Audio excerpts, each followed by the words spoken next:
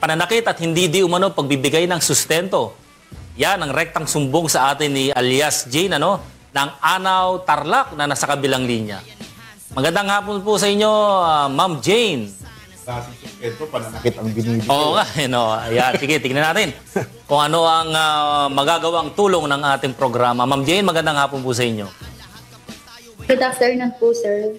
Yan. Sige, ma'am, pakikwento nyo po. Ano po ang nangyari sa inyo at paano po kayo matutulungan ng aming programa? From the start po ba na nagkakilala kami or yung reklamo ko na lang po ngayon, sir? Sino po ba, ma? May nirereklamo po ba kayo? Pwede bang banggitin, attorney, yung nirereklamo niya? Ni Ma'am Jane. Pwede pong aliasan na lang po. Aliasan sige po, Aliasan na Ma'am lang Jane. Aliasan natin. Oh, Aliasan natin. aliasan sa pangalang Ma'am Ano ba Jane? bibigay nating alias dyan? Alias. Pata kanina. Sige, Ma'am Jane, kayo na sige, magbigay ng sige. alias. Ano Ayan. gusto nyo ibigay nating alias? Alias. Kahit ano na lang po, Sige, sir. alias Berting. Yan. Alias Berting. Berting. Si Arias Berting.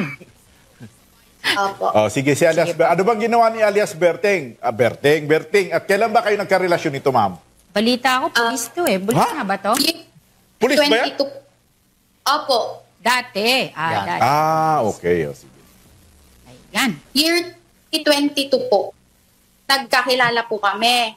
Tapos, ang kwento po niya, annulled daw po siya. Kasi tinanong ko po siya mula umpisa. Ang sabi po niya, annulled siya. E di okay po, nag-usap kami. Tapos mga ilang buwan lang po, yon buntis na po ako. Tapos nung buntis po ako, ang usapan po namin dahil nga daw po wala siyang pera, sige ako muna ang gagastos from start ng pagbubuntis ko. Tapos pag nanganak ako, siya na po. Yun po yung usapan namin.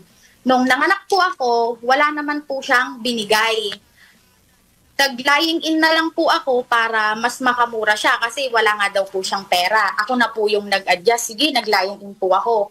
Tapos, nung lalabas na po ako doon, pumunta po siya kay tatay ko. Sabi niya, wala daw po siyang pera. Ngayon, ang nagbigay na naman po ng pangpaanak ko, yung tatay ko. E di okay, pinalampas po namin. Tapos di hanggang nanghihingi na po ako sa kanya ng sustento, hindi po siya talaga nagbibigay, talagang ang kunat-kunat po niyang lalaking yan. Tapos nung mag-birthday po yung anak namin, nangako siya na half kami ng babayaran. 25,000 po yung sa catering, hati po kami doon, bali parang 15 na po sa akin, 10K na sa kanya. Nung time na malapit na po yung birthday nung anak namin, hinahanap ko po siya, hindi po siya mahanap. Yun pala, nag-leave po siya. Ang paalam niya is magre-ready siya ng pang-birthday ng anak namin. Yun pala, hindi po. Hindi po siya nagpakita ni binati yung anak niya, hindi po ulit. Wala po siyang narinig sa akin, hindi ko pa siya kinasuhan nung time na yon. Tapos, nung may time na December yon 2023, sinaktan po niya nako. Tapos siya pa po ang may gana nakasuhan ako. Pero inurong naman po niya. Tapos hanggang sa year 2024 na po, sumusobra na po siya. Wala talaga siyang binibigay. Magbibigay po siya, magkano lang. Siyempre, lumalaki po yung bata. Kahit naman po may trabaho ako, kailangan ko pa rin naman po ng tulong niya. Tapos, nung nakapanganak na po ako, dun ko nalaman na hindi naman po pala siya annulled. Hindi po siya annulled. Sinabi niya lang po sa akin na annulled siya. At yung may anak po, ang alam kong anak niya is isa lang. Tapos, nung nakapanganak na ako, doon ko na po nalaman na marami pa po palang iba. Marami po. Marami kayo? Marami kayo? Opo. Ano pala to dapat hindi Berting? Oo. Pangalanan natin si Mr. Decidido. Oo nga, actually, Mr. Decidido makabuntis. No? Ma'am Jane, nabanggit Opo. nyo kanina na itong si alias Kunat alias Berting ay pulis po. Active pa po ba siya o at saan po siya naka-assign? Ang alam ko po, NDS na po siya. Tapos, ang effective po ng retirement niya is June 1, 2025. June 1. Teka, This year. NDS na ba yun? NDS? Ang maga pa. On process. on process ang ano siguro. niya, Pwede, retirement tama. niya. Baka sinasabi lang sa 3 kanya, months June, before. May, Optional. April. Optional ba to? Ilang taon na po siya, Ma'am Jane? 44 po sa pagkakaalam ko. 44? Opo, 44 na po. Optional. Ano ba rango niya kung alam mo lang, ma'am? Anong rango po? PCMS na po. PCMS. Chief Master Chief Sergeant. Master Sergeant. Sergeant. Pero Maaari ma'am, nga, kayo maaari. naman, Ma'am Jane, kung hindi nyo masama yun, para malaman natin, baka mamaya minor de edad ito. Oo Ilang nga. taon na po sila, Ma'am Jane? 26 po. 26. Bata pa Ilang nga. taon na po ang baby nyo, ma'am? Mag 2 years old po siya sa 10. At saka, sir, ito pa Tang po. 2 years old. Okay. Hindi dadagdag pa si Ma'am Jay. Sige po. Opo. Sige po, ma'am. Last week lang po, na-confine po yung baby namin.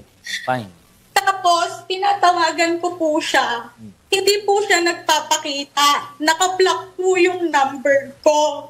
Tapos sabi ko, pumunta ka dito kasi kailangan ka sa PhilHealth. Saan ba Sabi assign yan, ko, ma'am? Saan assign yan? Nako. Sa Anaw po. Kailangan po siya dun sa PhilHealth. Pumunta naman po Sa siya. Anaw. Pumirma Pumunta. sa baba. Tapos, sir, di nga po siya nag-abot ng pera. Yung kinuha niyang pera kay tatay ko, yun pa po yung ginastos niya pambili ng diaper ng kailangan namin sa hospital. Wala po siyang binigay.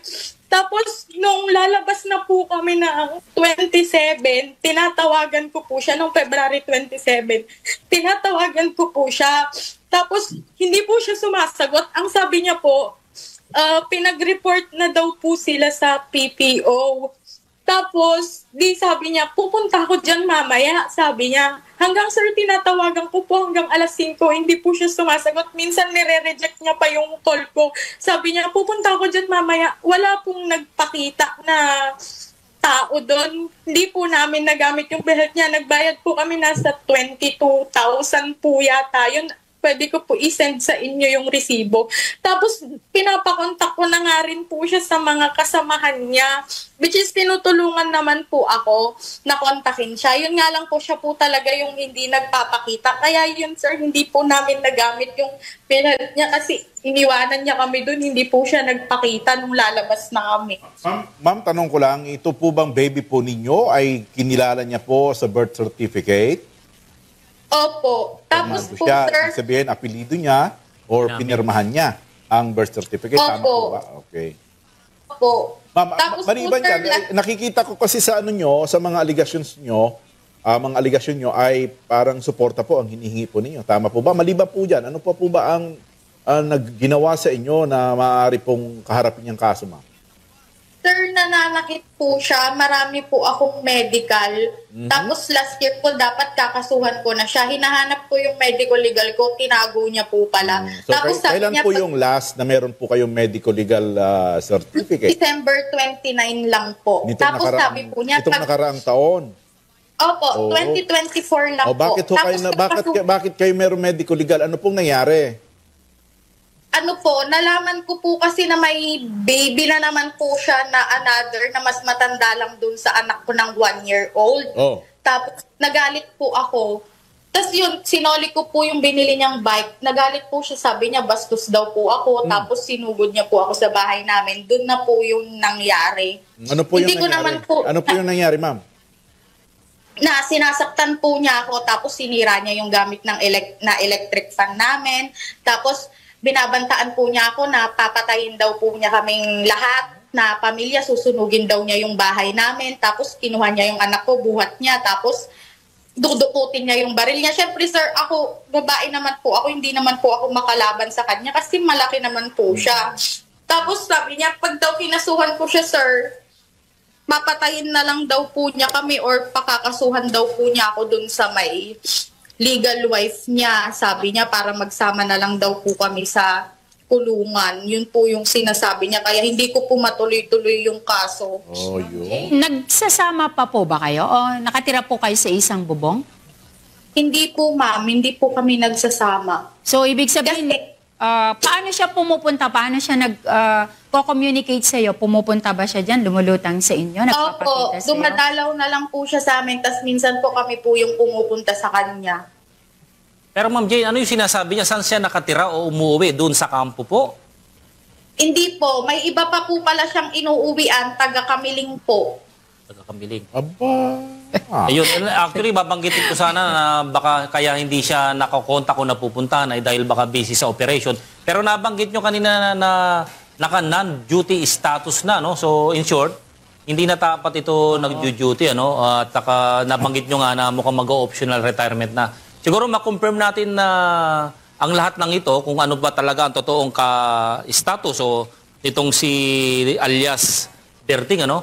So tawagin natin yung ating May resource person. Meron ba tayo? Meron pero pa. ma'am, mukhang... Sige, para po sa kaalaman ng ating mga kasangbahay, pati na rin po sa ating complainant, sinubukan pong kontakin ng ating action center yung inirereklamo through call and text pero hindi po sumasagot at pinuputol pong ating tawag. Umanda ka, mamaya ka sa akin. Para man naman po sa inirereklamo, bukas ang ating action center 24/7 para sa inyong panig. Galit to si Ayan, no? Ay, Tarlac, ha? Hindi mo ba alam? Ang PD dyan, classmate ko lang Yeah. naman. Sige, ayaw mong Opo, makipag-coordinate, ayun, ha? sinasabi na nga, Alias Berting, ha? Sige, Sige. Ginagalit malaman mo si natin ma'am. talaga Tingnan ang natin. pagkatao nitong alias Berting na to. Ayan, tawagin natin ang acting chief of police mismo ng Anao Municipal Police Station dyan sa Tarlac, si Major Malapit lang Robert tong Anao. Pablo. Magandang hapon sa iyo, Major Pablo. Tatago ka, ha? Sir, magandang hapon po. At saka sa mga staff po ng Sumbong Nyo Action agad. Yan. Siguro So, itago muna dito natin po- sa pangalang Berting nga. Ano? Tao niya. Pero Tao gusto ko niya, naming malaman at kumpirmahin mo kung tao mo at kilala mo ba itong pinag-uusapan Si natin Berting. ngayon. Si Berting. I-confirm mo nga Si- muna kung pulis natin ito. Kung pulis ba natin ito? Is former pong supply PNC po Oh, ayan. station po natin dito sa yes. Former At saka, asan na siya ngayon? effective March 1 po is non-duty status na po siya, sir. March 1 o ba? Nasa March 3 lang RTO ngayon. na po siya. Nung Sabado nag-start ang kanyang NDS. March 1, April 1, May 1, June. Aba. So, totoo ba, Major Pablo, na confirm. optional retirement na? Yes, sir. May order na po siya effective January 1, 2025, sir. Yung kanyang optional retirement. Order niya po. Oh. Galing po ng GHQ. Pero ang Okay. retirement day niya ay June. June 1, sir. June June 1, 1. okay. Yan. So, kung wala ba ganyan- itong, Yes, wala ba kung itong ganyan- mga pending cases sa RIAS dyan o sa regional office?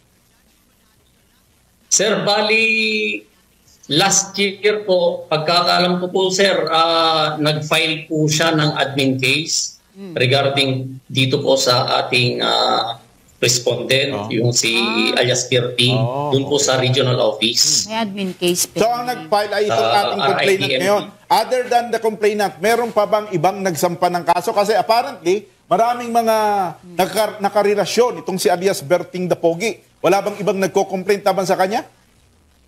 Nagko-complain, sir, dito kay alias Berting. Marami. Marami.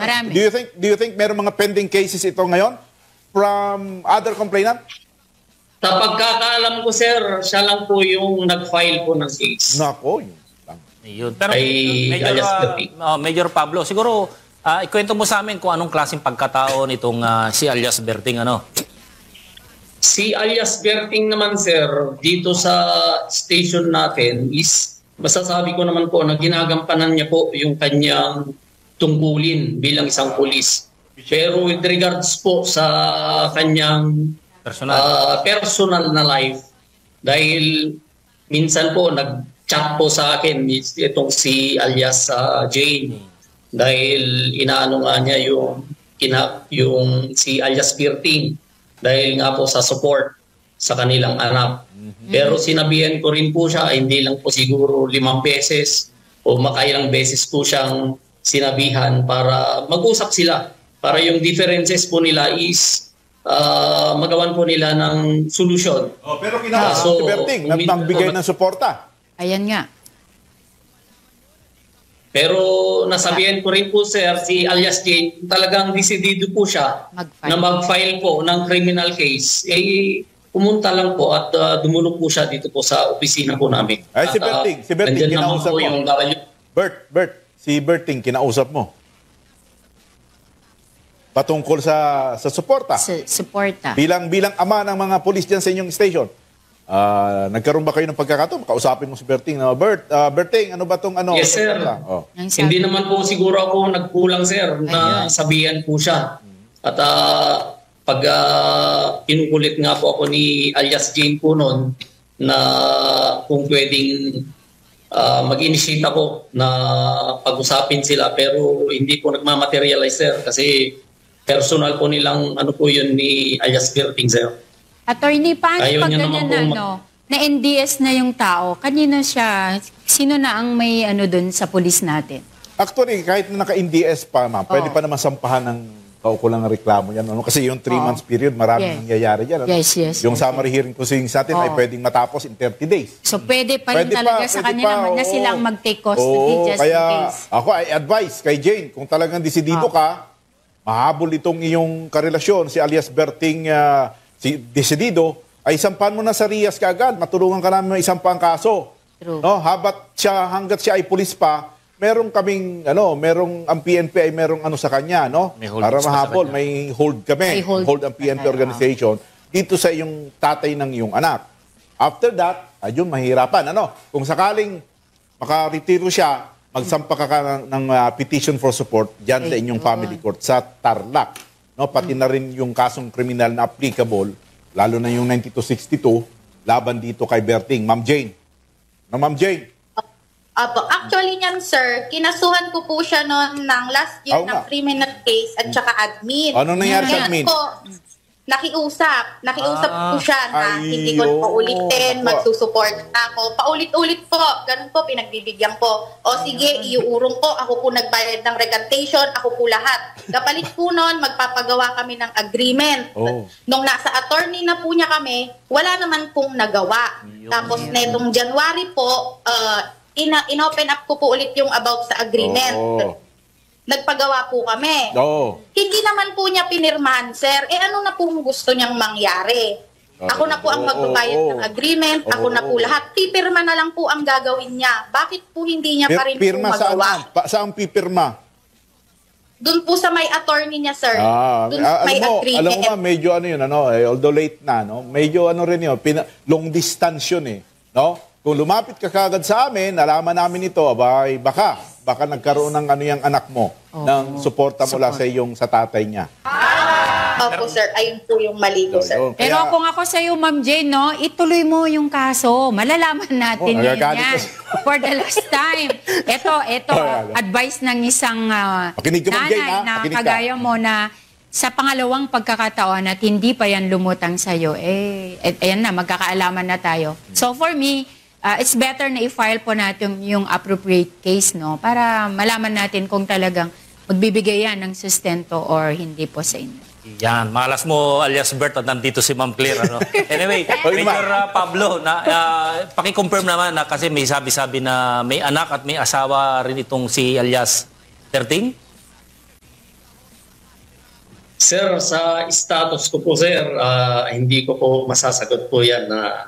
Sa personal kong knowledge, sir, hindi ko po masasagot yun kung meron pang iba. Kasi di ba meron naman yung sa kanila record naman tayo dyan, di ba? Yung sa kanilang po, sir, yung sir, ang alam po, sir. Okay. Anyway, sige. At personal naman yan, Sige. Anyway, dito sa inilapit na reklamo nga ni Ma'am Jane, ano yung magagawa o mabilisang aksyon na maitutulong ng ating opisina? Yes, sir. Ang hiling lang po namin kay Madam Jane na magsadya po rito sa ating WCPD at a-actionan po namin kung ano po yung ninanais po niyang i-file na kaso dito po kay Berting. Okay, sige. So, Magkakaasa po kayo na actionan po natin. Kaya pa nating abulin yan, yung retirement benefits niya. Maniwala ka sa akin. Pag yan hindi naayos, pag-reportin mo yung alias Berting, tingnan natin kung gaano siya katigas ang ulo niya kung hindi lumutang yan sa'yo. Ayan. So, kausapin mo ng maayos, no? And ipaliwanag mo sa kanya yung magiging predicament ng pwedeng mangyari sa sa pension niya, kung ilan man yung susustentuhan niya dun sa kukuhanin niyang pension niya.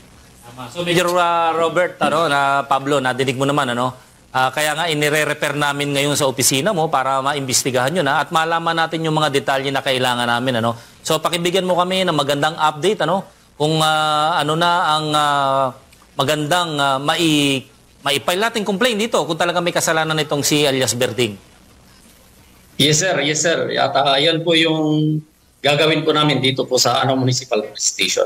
Yan. So pwede bang mabigyan mo kami ng update bukas siguro? Sige, sir. At papupuntahin ko po yung ating WCPD, sir, para makausap po itong si alias J. Hindi, siguro, Para Major makuhanan Pablo. po siya ng answer. Major Pablo, kailangan kasi natin na mabilis ang aksyon, So ngayon, Siguro pag-reportin mo na itong si alias Berting pagkatapos nating mag-usap at mapaimbestigahan mo na dyan sa inyong opisina upang makapagbigay kayo ng maagang update bukas. Sige sir, sige sir. At itatry ko pong tawagan sir. Pwede po ako Try gawin mo. Gawin mo, Major Pablo, kasi Huwag nga mong i-repair. Talaga. I-repair namin Yes, sir, yes, sir. after natin Huwag mong mag-usap. i-try.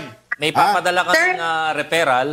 Sige, Mama Jane, may sasabihin pa po yata kayo. Opo, bigla po siyang nag-cut sa akin. Sabi niya, di ka na nga ginugulo tapos di ka pa mapakali dyan na parang asong ulol. Ginanon niya pa po ako ngayon sa leg. Ngayon, kita mo na Major Pablo, yung bata mo. Asal ba ng maayos na Sige, ganito na lang, Major Pablo. Siguro, ngayon din, pakitawagan mo na itong si alias Berting para mag-report na dyan sa opisina mo. At Yes, sir. magpakanda ka na ng investigation ngayon dyan. Para maging, kumbaga, nasa custody mo na itong si Berting. Kasi baka mamaya manakit pa ito, no? Baka puntahan pa itong si alias Ay, nananakit na siya Nakita ngayon. mo nga't nananakit na siya sa pamamagitan Emotionally, ng pagte-text o pagsasalita, no?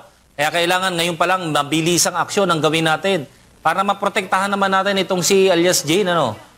At papuntay na rin sa WCPC si Jane. Paimbestigahan na talaga. Mag-file ka na ng kaso, ma'am. Ma'am Jane. At siguradong, siguradong nanonood rin itong ma'am. Sino? Si alias Berting. Kasi alias Berting. Baka naman nasa tabi ni COP. Kung nanonood ka man ngayon, no, we appeal to you na makipagtulungan ka. Alam mo naman siguro na nirereklamo ka ngayon ni Ma'am Jane. So, it's better na huwag kang magtago. Harapin mo, no, yung problema. Harapin natin yung problema at tingnan natin kung paano natin mariresolve ito at paano ka namin matutulungan. Anyway, sabi nga namin dito, magre-retire ka na, it's already a personal matter, sana to personal issue. But then, isa kang dating miyembro ng kapulisan. So, nais naman natin siyempre na kung may pinagdadaan ng ganito yung ating mga kapulisan is we extend the best possible assistance naman na kaya nating ibigay. So, wag matigas ang ulo, wag ka nang makipagmatigasan. Sa amin is your cooperation is really necessary para sa kaso na ito. Yun na nga, kita mo, dinidig natin yung complaint ni alias Jane, tapos biglang ite-text mo pa ng ganyang kung ano-anong mga pinagsasabi mo. Anyway, Major Pablo, pwede ba nating bigyan ng protection ngayon si alias Jane?